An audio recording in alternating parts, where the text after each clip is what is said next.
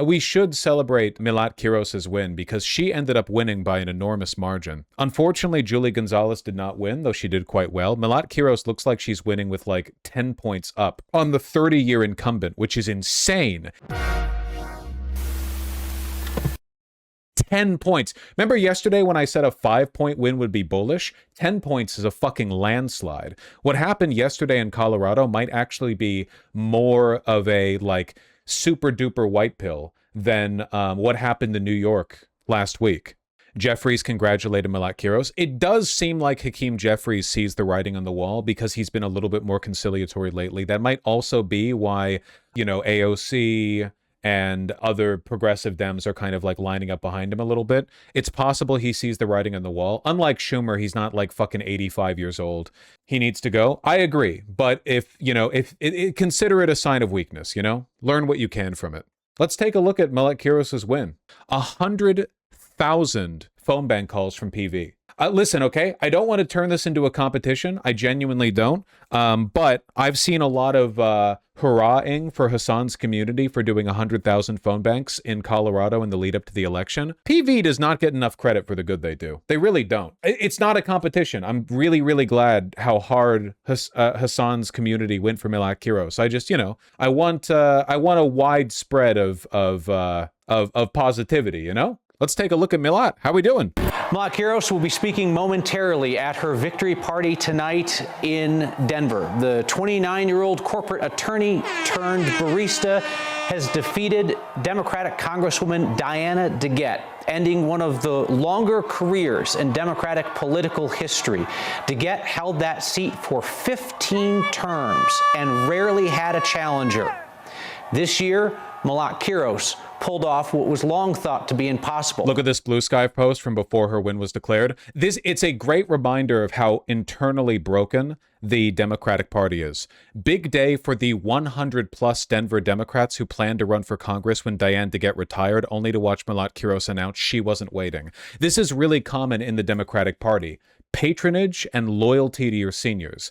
People will just not challenge incumbent Democrats because there's such a strong internal party culture of wait your turn, it's their job. We really do. We treat it like it's a union job. Like just because you get in, you get to stay forever. It's undemocratic. The whole point of a primary challenge is giving voters the opportunity to choose who they want to be represented by. But in the Democratic Party's internal culture, no, it's not up to you voters. You don't get a choice. Once a person is in, they're in. Their party loyalty now. They now get to benefit from the party's patronage system. They're loyal, they're in, and they're just going to stay there forever, basically, because everyone else is just lining up waiting their turn afterwards. It's disgusting. It's like a deference to seniority politics is not democratic at all. It's literally like monarchical. You know, like you just wait for the crown to get passed. It's similar to the Republican Party, though. For one, the Republican Party is anti-democracy, and thus being internally anti-democratic is more consistent with their political views. The Democratic Party is nominally democratic. For two, the Republican Party welcomes outside blood and new challengers as long as they fit the party line. Keep in mind, the Tea Party, astroturfed as it was accepted by the Republican Party. Neocons were replaced with far-right, racist white nationalists, and the party buckled and accepted it because they want power over anything else. The Democratic Party is happy to leave power on the table if it means rewarding their ancient cancer-ridden, supporters. And she has changed Denver's Democratic Party structure and Colorado politics in doing so. Let's listen in. Tonight, this victory belongs to every single one of you.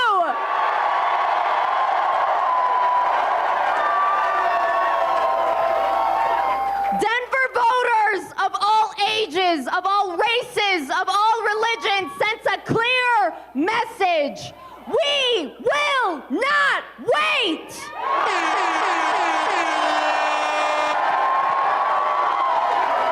We will not wait to take the fight to Donald Trump and the oligarchy.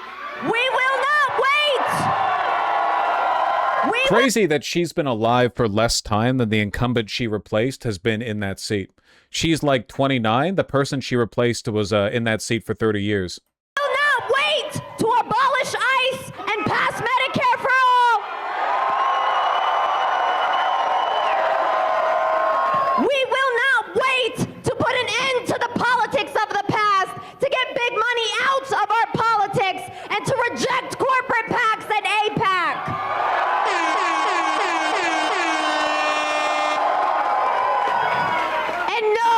we will not wait to end the genocide in Palestine. Okay. The air horn might be a little bit much. We didn't the fucking MLG, the 2019 MLG no scope 360 air horn.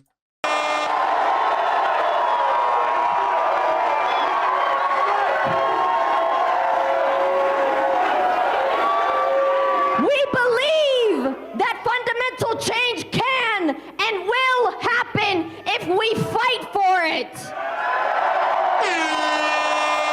If we thought we'd be spared and show one. no fear in standing up for what's right. That is the message that Denver has sent to both parties, to Donald Trump, and to the entire country.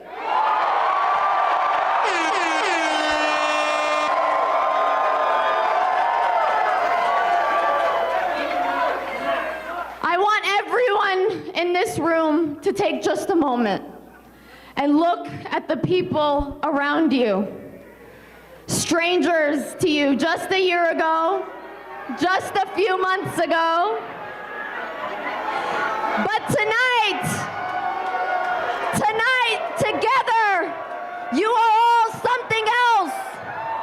Tonight, you are proof. Gonna do it again? 1 year ago,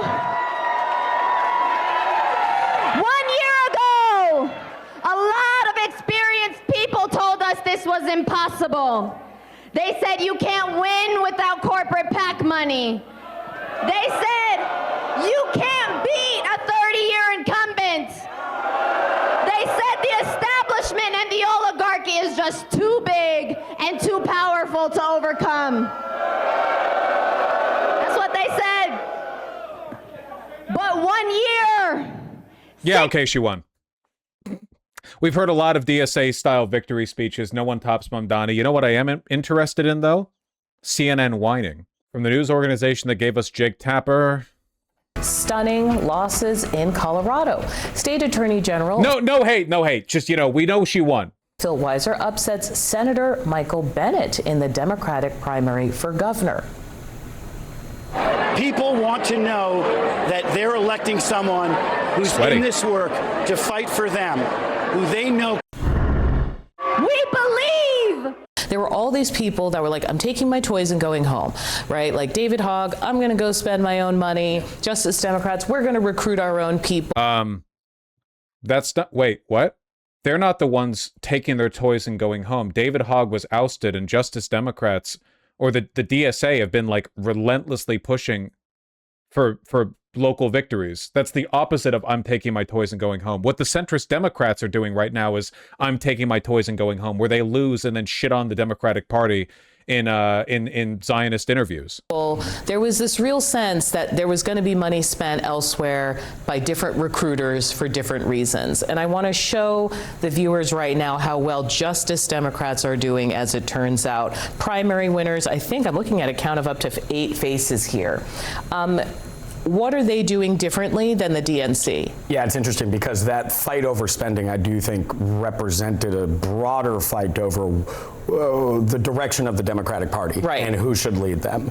And what we're seeing with this series... Is David Hogg a socialist? No, but he saw the writing on the wall with regards to the ineffectiveness of the Democratic Party. David Hogg wasn't pushing for socialism. He was pushing against the gerontocracy in the Democratic Party. The culture of patronage and seniority that we've been talking about for the past couple of minutes, the idea that the Democratic Party is perfectly fine elevating and empowering ineffective, unpopular leaders because, it's their turn. He was pushing for, in a word, liberalism, and he got ousted for it.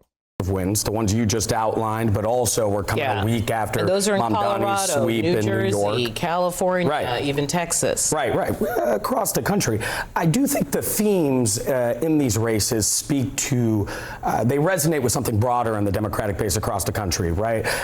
In the last presidential campaign, I would often hear from Democratic voters, they didn't feel people represented them. You just highlighted somebody who won a generational race, right? Yeah. She was born born a year after the incumbent won her first race. But with the views that come with that in some cases. And that brings us to Israel as well. We have seen Israel and the issue of whether the Democratic Party will support U.S. support for Israel, that has resonated both in New York and these races. I think I'm also fascinated by that because what happened with Kamala Harris and Biden is they truly struggled to talk about Israel and Gaza when that fight was at its height. No, I think Biden didn't struggle at all. His position was clear, well-defined, and constantly repeated in public channels. Then you have someone like Melat Kiros. I want to play one more thing from her, this Colorado congressional candidate who had a win, because she uses an argument. It's always Israel these schools bring up. It's funny because they said we're the ones making a litmus test of it, but they're the ones who will not shut the fuck up over it, constantly still asking Mamdani, even though he's a fucking municipal politician. It shows every accusation is a projection. Right? They're the ones for whom Zionism is a litmus test. They're the ones who can't let it go. Otherwise, why turn it into an issue every time? Especially, here, think about it this way. Since it is factually, provably true that we represent the majority position on Israel and Zionism, that is to say, opposition to support for Israel's genocide, wouldn't it make more sense then for them to not bring Israel up when fighting against DSA types? Like, why would they keep going back to a subject they lose on? Why would they keep bringing up something, especially for people who are so consultant-brained, people who are so addicted to the crosstabs and the demographic assessment of which voters would want what? We know that it's like an 80-20 issue in the Democratic Party. Why do they keep bringing it up? Wouldn't it make more sense for them to fighting against people like Daria Liza and Melat Kiros without bringing it up? Like, why would they keep reminding people of an issue that they're objectively less popular on? They are the ones with the litmus test. They are obsessed with it. If they weren't, they would shut up about it. Okay, but why do they do that? Because they're signaling to their masters that they are still loyal to the Democratic Party's internal agenda, which is infinite deference to capital. That's it. We're talking about very sheltered, very consultant-brained, very evil people who are insistent on reminding their betters over and over and over again about their total deference to the subject. They know they lose on it. It doesn't matter. Like, what do you think Dan Goldman's going to do now? Live in poverty? You know he's going to end up on some consultant board. Argument that you wouldn't have heard from the Biden administration last fall. When I wrote a letter defending students' rights to protest the genocide in Gaza, my law firm told me, take it down or you're... Schumer's a prime example of this. You want to know, like, the really, really good example of this? Democrats, centrist Democrats, when fighting against DSA types, keep bringing up Israel and Gaza and Zionism. Republicans don't. Paxton against Tallarico. Why am I blanking on the Senate candidate from, or the senator from Maine against Graham Plattner? They don't. Republicans do not keep bringing it up when they're fighting against their more popular, like the more popular position. Susan Collins, thank you. I don't know why I blanked on that name. I've said it many times. They don't keep bringing it up. It's centrist Democrats that do, even though centrist Democrats are fighting over a demographic base that is more opposed to Israel than the general population.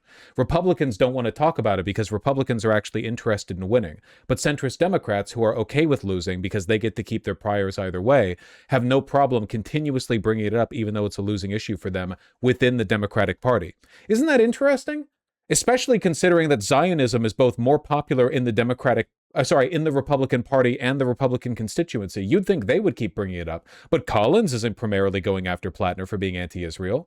Paxton isn't. I wonder why. Maybe it's because they want to win and the Democrats don't care. Fired. I didn't flinch. We will not wait to put an end to the politics of the past, to get big money out of our politics, and to reject corporate PACs and AIPAC. And no, we will not wait to end the genocide in Palestine. So every key word, that's a problem for Democrats and a problem especially for people who are concerned about the rhetoric around Israel, punctuated by concerns. We're concerned. We have concerns about concerned. Actual air horn. I want to play one more thing, a voter. And then, Antoine, I want you to talk out of this. I like to see that she has more socialist ideals. I think people are tired of our tax dollars being spent overseas, and on bombs to kill children. I'm anti-APAC, and so I just Man, what anti-Semitic statements here from the general population? What concerning sentiment? vote for someone that was standing up against Israel, and I knew that the incumbent was for Israel, so I voted against her. People like Kiros and DSA in general are presenting more like compelling arguments about how to make this country better for everyone. Couple things. We're having a generational conversation and an ideological conversation in these primaries. Really? I think the common denominator is that people are frustrated, people are pissed off, and we collective Democrats are against Donald Trump and the Republican majority. How we talk about these issues has defined these primaries. And Democratic voters are also against the Democratic Party. The Democratic Party is very unpopular, historically unpopular right now. Its approval rating is at its lowest point ever with its own party. But they never mention that. I will make the continued argument that the most important thing for Democrats to remember is 218 is the name of the game. You can talk boldly and loudly about all of these policies, but if you cannot govern, if you do not win, and losers do not legislate. And when we talk about the way that some of our more progressive candidates who are winning in deep blue districts, the issues they are talking about are going to require them to have to compromise on what they believe if they want to respond to what they campaign. Or required you and the rest? Just a bunch of nothing speak. The far left candidates that are winning right now are more than willing to work with mainstream Democrats on an anti-Trump agenda. The mainstream Democrats are the ones who are not willing to work with the DSA candidates, as they keep saying. Like, remember the centrist Dems that made that embarrassing pledge to America where they said they forever stand against communism and for capitalism? A majority of the people who joined that little fucking centrist Democrat group just voted in favor of, what was it? They just voted in favor of a Republican initiative. More than half of them. They're just Republicans, dog. Of establishment, because that's where the money's going to have to come from. Well, I don't consider myself establishment. I consider myself just a Democrat. I think we've put these labels on folks, and I think that has been part of the somewhat division you see within the primaries. At the end of the day, when you go into the United States Congress, you're labeled as a Democrat versus Republican. We should anchor that there. But the second point is what we're seeing across the board. I think this is probably true in the Republican primaries. It's easier to vote against something than it is to vote for something. So, or what? What are people voting for when they vote for a 30-year incumbent who barely bothered to campaign? What are they voting for? What has she done? What has she done to excite people or motivate people? What has she done?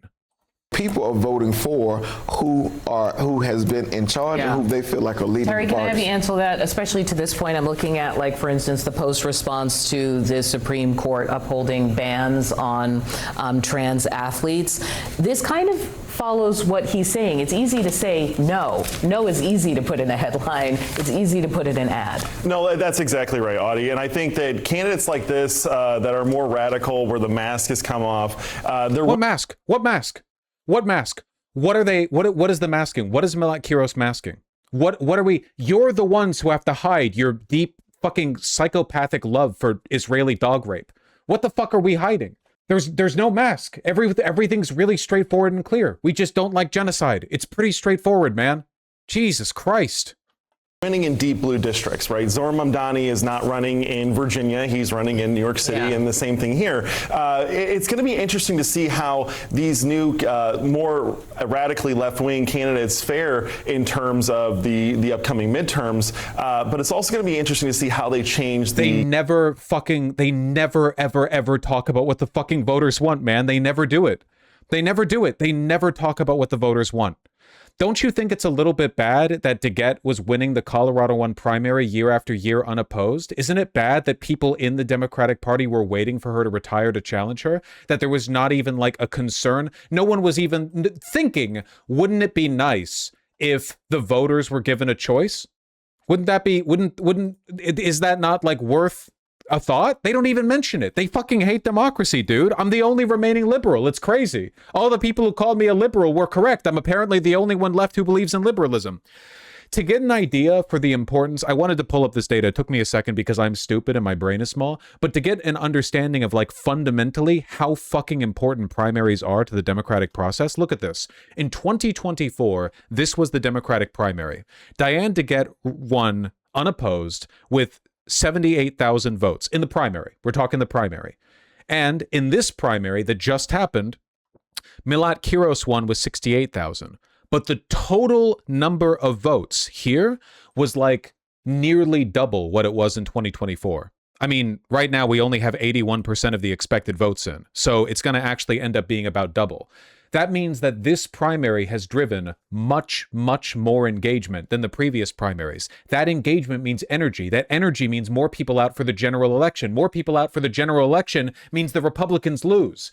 It's more democratic. You want more people coming out. You do not motivate people to go out there and vote for Democrats when you just have infinity year incumbents winning year after year after year, doing nothing, promising nothing, just sitting there, and all the internal Democratic potential challengers just sit there doing nothing. They sit on their thumbs because it's rude to challenge an incumbent. This is how we lost with Kamala Harris. Biden should not have been allowed to run for a second term. Nobody in the Democratic Party felt confident about that going in. Everyone thought Biden, who was fucking ancient, was going to be a one-term president. That might have been workable. Then you run a strong primary starting in 2022, and we probably would have won in 2024. But instead, no. Biden was arrogant, and his staffers were arrogant, and everyone just bowed to him. The Republican Party would never. The Republican Party's tried to oust Trump. The only reason they haven't is because Trump legitimately has the mandate of their party. But if it turned out that, like, you know, what did I almost say? Ron Perlman, the governor of Florida, brain made of soup. Ron DeSantis. If Ron DeSantis had ended up being more popular in a primary than Trump, the Republican Party would have gone with him.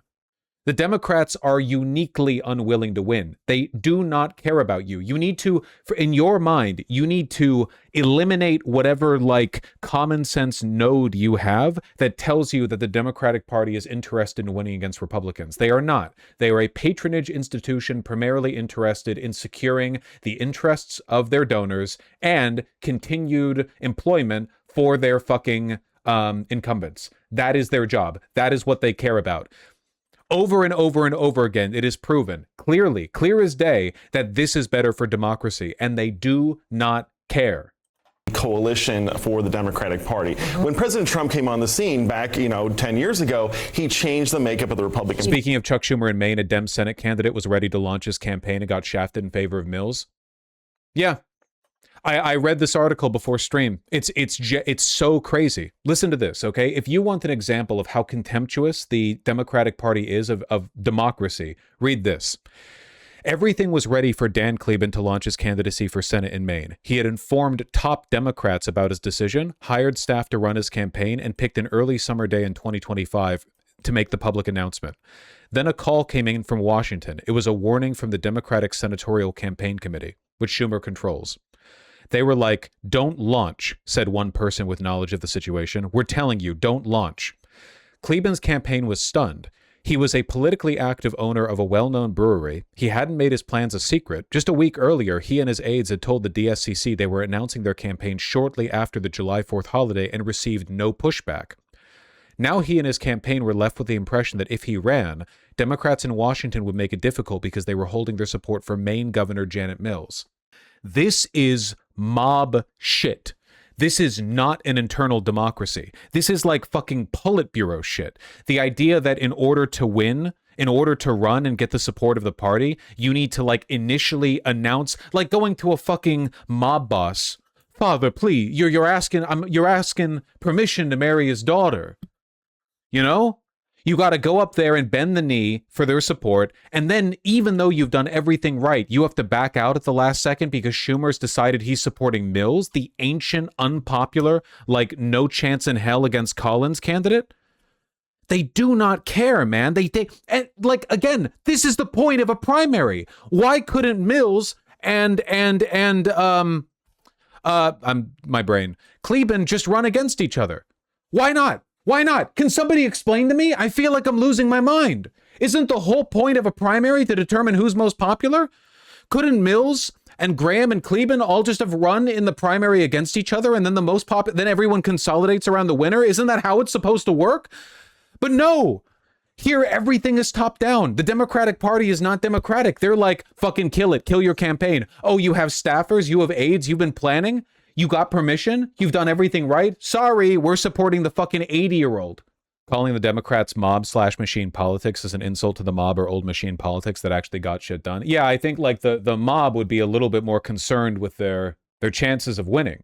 Again, I understand that a lot of people, I don't know, like people watch me, they're like, oh, Vaush is a crazy socialist. They say, you know, Destiny's community say it's an anti-Semite, whatever. I genuinely want liberals. I want like people who think I'm crazy or anti-Democratic Party. I am anti this. And by being anti this, I think I am pro-Democratic Party. I think this is a fucking cancer. It is a fucking rot to this party that makes us weak and makes it impossible to defeat Republicans, which is why Republicans keep getting what they want and Democratic voters just get nothing more than a sense of looming anxiety over the future every year. Every win we get leads to nothing, and every win they get is permanently corrosive to our systems. This is rot. I am against this. And insofar as I am against this, I am against the elements of the Democratic Party that represent it. I am in favor of the antidotes to this, which I view as DSA candidates, people who actually want to win. It's really, really bad. It's really bad. It's so bad. And now Mills won't even talk to Plattner. Like the Democrats in Maine are doing what they say we do. Like they blame us when moderate candidates lose, but more people on the left support the like Bernie Sanders campaigned for Hillary. The way things are right now, I don't think Hillary would have campaigned for Bernie Sanders. I don't think she would have. I think she would have gone to Jake Tapper and called Bernie an anti-Semite. Now they're deliberately dragging Graham down by refusing to consolidate behind him, even though everybody knows we fucking need to win that Maine seat. Party. And I could see a lot of these higher propensity voters. Can I play an example? Please. Here's an example of someone who thrives in the Trump era. The Colorado candidate for governor on the Republican side. These are the kinds of questions and back and forth he's dealing. I just want to play this for the audience before we go. Your campaign website falsely claimed that you had rescued more than 45,000 women and children. You claimed that you once called in a U.S. military airstrike that killed 70 ISIS fighters. You perform exorcisms, commanding demons to come out of people. Your claim that your abusive stepfather forced you to kill a man when you were 7 years old, is that the only person you've ever killed? Well, I would say as a child, yes. It feels like the takeaway for Republicans is not. All right. Admittedly, that's the funniest thing I've ever seen in my life. I'm supporting him for the general governor's race. I don't live in Colorado, but if you do, you should vote for him. I don't know. Dark horse candidate. Been radicals don't need them. It seems like it's like certain people are more than encouraged by the current environment. It's worth noting, by the way, that she is comparing Melat Kiros to that guy. The framing here is, oh, look, in the Trump world, everyone's crazy. You have Melat Kiros, who won in a landslide and opposes genocide, and then you have this actual lunatic. It's a comparison. Right to CNN senior political analyst Mark Preston for the latest on all of this. This is now something of a national trend we're seeing, Mark. Well, you know, John, it's certainly not a one-off, and we've seen it over the past couple of weeks. There's been so much focus on New York City and Zoran Mamdani over the past year since his election, but we've seen that the progressive wing, the very liberal wing of the Democratic Party, is starting to push back against the establishment. If there was ever a generational shift in what we saw last night in Colorado, where Diana DeGette, who was considered a progressive in Congress, losing to somebody who is even farther to the left, shows you right now, as the Democratic Party has gone through 4 years of Donald Trump, again, has decided to push back against this anti-establishment. We've not only happened again in Colorado last night, we've seen it happen in Washington, D.C. We saw it happen in New York City. We've seen it happen in Georgia. We're seeing it happen all across the country right now. It's not a wave. Let us not tell anyone out there that it is a wave. But the fact of the matter is the Democratic Party right now is undergoing this whole transformation right now, and we're seeing these younger, more aggressive, progressive Democrats take on the establishment. What does that say about the party? You know, they never, ever, ever want to talk about this. They never want to talk about what this represents about the party. You know, the Democratic electorate has made their choices. You know, but they frame it as though it's an outside force coming in. John. Yeah, look, you see an incumbent fall in a primary every now and then, but to see 3 lose in a week, that is remarkable. Don't and you call hear it a from wave. almost any established Democrat, and they'll tell you this is where the energy in the party is right now. No, it totally is. And, this pushback by the progressive wing of the party didn't just happen overnight. This goes way back to the Clintons. This goes back to the 90s, where Bill Clinton and Hillary Clinton pushed the Democratic Party more to the center. We saw Barack Obama come in. For 8 years, the Democratic Party was unified. They had something to rally around. We saw Bernie Sanders take on Hillary Clinton back in 2016. That was not well accepted by the Democratic establishment. We saw Bernie Sanders running. It's always an outside force. They never, ever, ever acknowledge the fact that the reason people like Bernie Sanders and Melat Kiros were able to do well and make these pushes is because of a sentiment in the party. It is the Democratic voters who are expressing their preferences, their tendencies. We're so fucked, man. Who voted for the progressives? I mean, dude, Dan Goldman in that interview with Jake Tapper was literally like, well, I might have lost by 30 points, but I did win with the real Democratic voters, whereas Brad Lander won with the fake Democratic voters. Like, it's literally Trump 2.0 shit. It's fucking blue MAGA shit, man. It's blue MAGA. Oh, yeah, I might have lost by 30 points, but actually, like, the real working class supported me, and Brad Lander was actually supported by, what, a shifty transnational group of ne'er-do-wells who infiltrate societies, and everyone's doing JQ shit except for the people being accused of JQing, which is the left. The left is like, we oppose genocide and want to use our tax dollars to improve people's lives. Please vote for us. And they get votes. Meanwhile, the Republicans are Nazis, and the centrist Democrats are like, well, you should let us be Nazis. We get a turn. It's fucking crazy, man.